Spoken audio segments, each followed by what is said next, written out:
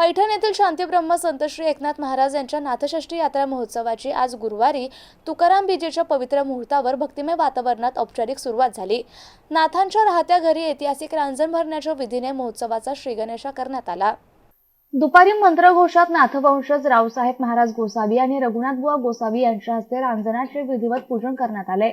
नाथांच्या वाड्यातील या ऐतिहासिक रांजणाला अनन्यसाधारण महत्त्व असून साक्षात भगवान श्रीकृष्ण श्रीखंड्याच्या रूपाने तब्बल 12 वर्ष या रांजणात पाणी भरल्याची आख्यायिका वारकरी आणि भाविकांमध्ये प्रचलित आहे। महाआरतीनंतर मानाच्या पहिल्या पाण्याच्या घागरी नाथवंश सुप्रिया रावसाहेब बुवा गोसावी आणि मनवा पुष्कर गोसावी यांनी रांजणात अर्पण केल्या। त्यानंतर शेकडो भाविकांनी गोदावरी नदी येथून कावडीने जल आणून रांजणात अर्पण केलं।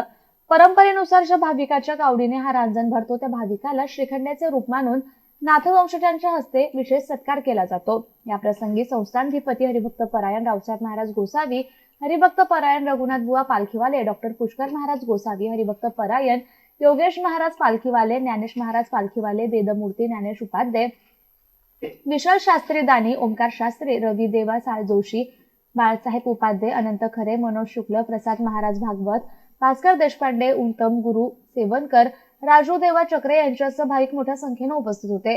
यंदा पहिली दिंडी 9 मार्च रोजी असून या दिवशी विविध भागातून आलेल्या पायी दिंडीतील वारकरी नाथनगरीला प्रदक्षिणा करून आपल्या फळावर विसावतात। 10 मार्च रोजी मध्यरात्री पारंपरिक छबिना मिरवणूक काढण्यात येणार आहे, तर 11 मार्च रोजी सायंकाळी बाहेरील नाथ मंदिरात नाथवंशजांच्या हस्ते काला दहीहंडी फोडून नाथषष्ठी यात्रा महोत्सवाची भक्तिमय वातावरणात सांगता होणार आहे। गौतम बनकर, MCN न्यूज, पैठण।